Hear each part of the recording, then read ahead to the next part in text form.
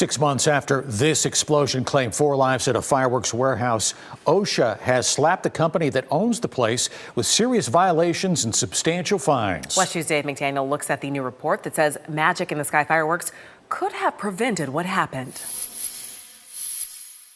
OSHA says bluntly this explosion, where 4 workers died and a 5th required a lengthy hospital stay, shouldn't have happened. These are some of the toughest citations and findings that I've ever seen by OSHA. Attorney Stuart Cohen is representing the family of David Gonzalez, one of the 4 killed in the early December explosion and fire at the warehouse on Central Florida Parkway. There's not a day goes by that they don't think about this. This is a loss that, no parent should have to bury their child, and these parents unfortunately did under these circumstances. In a news release from OSHA, it says Magic in the Sky could have prevented a deadly fire and explosion, and that is the victims readied the fireworks for a local show, and ignition sparked a fire and explosions. So we're not talking about bottle rockets and firecrackers. We're talking about highly dangerous explosives.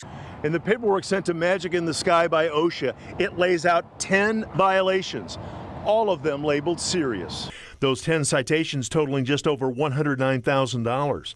The OSHA findings and proposed penalties can be appealed.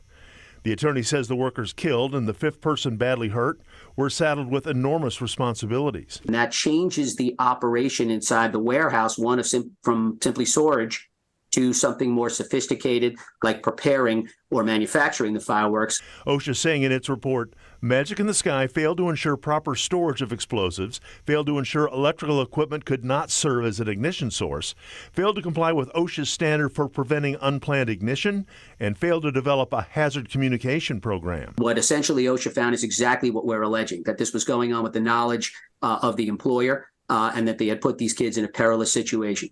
You've got highly regulated explosives in a completely unregulated environment being handled by people that were not properly trained and not properly equipped to move them around. In Orange County, Dave McDaniel, WESH 2 News. We have reached out to Magic in the Sky about the OSHA report, and we are still waiting to hear back.